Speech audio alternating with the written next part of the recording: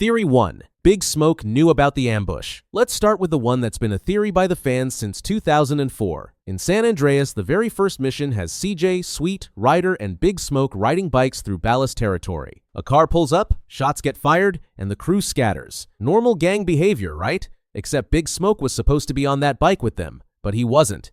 His excuse? He ordered the wrong food at Cluck and Bell. That's it. That's his alibi. Now fast forward to the climax of the game. We find out Big Smoke has been working with the Ballas and CRASH the entire time, selling out Grove Street for crack money and a shot at Empire. So here's the theory. The ambush wasn't random. It was a hit.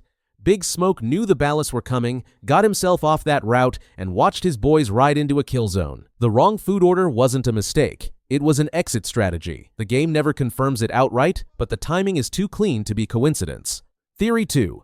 CJ and Claude are the same person. This one's a stretch, but actually holds up under pressure. Claude, the silent protagonist of GTA 3, operates in Liberty City in 2001. Carl Johnson and CJ end San Andreas in 1992 with serious heat on him in Los Santos. He's got enemies, money, and absolutely no reason to stay in San Andreas. The theory goes that CJ eventually relocated to Liberty City, changed his name, and became the Claude we play as in GTA 3. The evidence is slim, but the idea is there. Both characters share a similar build and complexion, and Rockstar deliberately named Claude after Claude Speed, a character from GTA 2, giving identity questions into the franchise from the start. And one of the biggest factors is, Claude never speaks, which fans argue is intentional, because a voice would either confirm or destroy the connection. Rockstar has never addressed the theory directly, which is exactly the kind of silence that keeps it alive 20 years later. Theory 3. Michael faked his death before the prologue. Here's the thing about Michael DeSanta. The man had a habit of running from his problems before GTA 5 even starts. In the Ludendorff prologue, the FIB let Michael walk in exchange for ratting out his crew. Trevor dies. Brad goes to prison under Michael's name. Michael gets a house in Rockford Hills and a therapist who charges by the hour.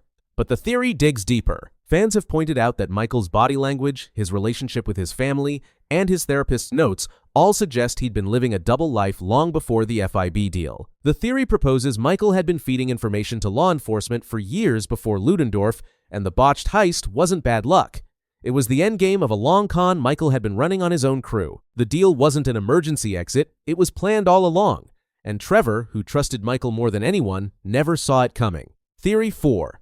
The Epsilon program controls Los Santos. The Kiflim cult in GTA 5 is played for laughs on the surface. Blue robes, alien mythology, sleep-deprived donors handing over increasingly large sums of cash. But the theory that the Epsilon program actually runs the city is harder to dismiss once you start pulling the thread. Their reach is everywhere. Radio ads, billboards, celebrity members, and multiple government-adjacent connections. The FIB doesn't touch them. The press ignores them. In a city where a man can get 6 stars for jaywalking, a weird cult operates completely in the open. The Epsilon missions push the money extraction aspect hard. Michael is asked to donate growing sums across multiple missions, complete increasingly bizarre tasks, and ultimately escort a truck carrying a substantial cash payload that disappears entirely if you play it straight and don't steal it for yourself. The cult has financial infrastructure that mirrors a legitimate institution. So the theory is, Epsilon isn't just a cult. It's a money laundering operation with religious cover, connected to the same shadow networks the FIB and IAA are tangled up in. In a city built on corruption, the most dangerous people are the ones holding a scripture pamphlet. Theory 5. Trevor is the only honest character in GTA 5. This sounds insane until you think about it. Michael lies to his family, his therapist, his crew, and himself. Franklin is perpetually spinning, trying to play every faction without committing to any. Dave Norton runs a career built entirely on a lie. The FIB, the Merryweather, the IAA, everyone in GTA 5 is performing a version of themselves for an audience. Trevor Phillips doesn't perform. He's violent, unhinged, and completely transparent about it. When Trevor is angry, he says so. When he respects someone, he says that too. He's the only character who tells Michael the truth about who he is, even when Michael doesn't want to hear it. The theory frames Trevor not as the villain of GTA 5, but as the only character with genuine self-awareness. He's insane, yeah, but at least he's honest. In a game full of people running from who they are, Trevor never ran from anything. Theory 6. Niko Bellic is still in Liberty City during GTA 5. The GTA 4 and GTA 5 timelines overlap. GTA 4 ends in 2008. GTA 5 is set in 2013. Liberty City still exists in that universe, Niko Bellic, depending on which ending you chose, either lost his cousin or lost the woman he loved. And either way, he was left with blood money and nowhere clean to go. The theory draws on the fact that GTA 5's in-game internet contains scattered references to Liberty City's criminal underworld, enough to suggest the world didn't stop moving when we stopped playing. No reference to Niko by name has been definitively confirmed in GTA 5's world, and that absence is exactly what fans argue is intentional. A man trying to disappear wouldn't leave a digital footprint. The theory proposes Niko went fully off-grid. Not dead, not retired, just done in the way only someone who's lost everything can be done. And somewhere in that silence is the most complete character arc Rockstar ever wrote. Theory 7. Laszlo Jones is the connective tissue of the entire GTA universe. Laszlo is a real person, a writer and producer who's worked with Rockstar since the beginning, and his in-game character appears across nearly every GTA title, spanning 3 decades of in-game time. He's a radio host in Vice City in 1986, a washed-up shock jock in San Andreas in 1992, and a reality TV producer in GTA 5 in 2013. Same guy, different levels of desperation. The theory isn't just that Laszlo connects the games, it's that he's Rockstar's measuring stick for the decline of American media culture. Every version of Laszlo is a little more broken, a little more willing to compromise, a little more reflective of whatever was wrong with entertainment at that specific moment in history. He's not just an Easter egg, he's a message. The GTA universe uses one man's career to chart the entire decay of a society, and nobody notices because he's played for laughs every time. Theory 8. The Mount Chiliad mystery has an ending Rockstar removed. This is the one that refuses to die. Mount Chiliad in GTA 5 has a mural on the wall of its cable car station, a diagram showing a cracked egg, an eye, a UFO, and a series of lines connecting to specific points on the mountain. UFOs appear at various locations under specific conditions. 100% game completion, 3 a.m. in-game time, during a thunderstorm. The game clearly built towards something. The theory, supported by years of community data mining, is that Rockstar designed a full payoff to this mystery that either didn't make the final build or was locked behind a trigger condition nobody has found. The egg shape on the mural mirrors the layout of the cable car station from an aerial view. The eye mirrors the path layout on the mountain's eastern face. Players have spent over a decade cross-referencing every asset, coordinate, and weather condition in the game. No definitive endpoint has ever been found, and Rockstar has stayed completely silent on it. Whether the answer was cut, hidden, or never finished, the mural is still there, still waiting. Theory 9. Franklin is canonically the real protagonist. GTA 5 markets itself as a 3-protagonist game, but the theory goes that Franklin Clinton is the canonical lead, the one character the game is structurally built around. He's the entry point. The tutorial belongs to him. Every major story pivot passes through Franklin first. Michael drags him into the big scores. Trevor follows from that.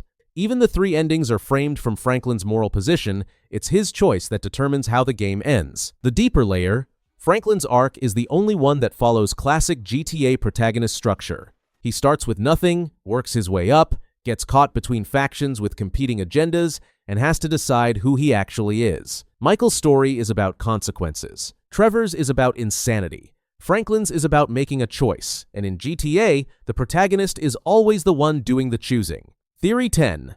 The GTA universe runs on a deliberate cycle. Every GTA game follows the same skeleton. An outsider arrives in a new city, gets exploited by someone they trust, burns everything down, and either escapes or dies trying. Tommy Vercetti, Carl Johnson, Niko Bellic, Michael, Trevor, Franklin. The settings, decade, and scenario changes, but the cycle does not. The theory proposes this isn't lazy writing. It's intentional. Rockstar is arguing that the American criminal ecosystem is a machine that reproduces itself regardless of who's running it. The gangs change, corrupt cops change, power players rotate, but the guy at the bottom, grinding his way up through someone else's war, is always the same guy.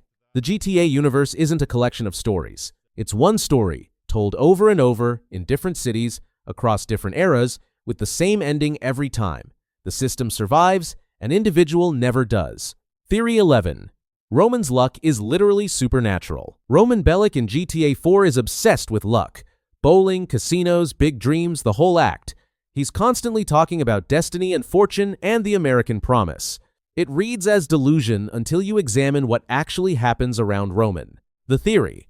Roman's luck is real, and it operates as a narrative force in the game. Every time Niko gets in serious trouble, Roman is nearby or involved in the resolution. The kidnapping missions, the debt collectors, the climax. Roman keeps surviving situations that should kill him. In the final mission, if you choose the deal ending, Roman dies. If you choose revenge, Kate dies instead. The universe, according to this theory, is balancing Roman's accumulated luck against someone else's life. He spent his luck surviving, while someone else always pays the tab. Theory 12. The FIB and IAA are running a shadow civil war.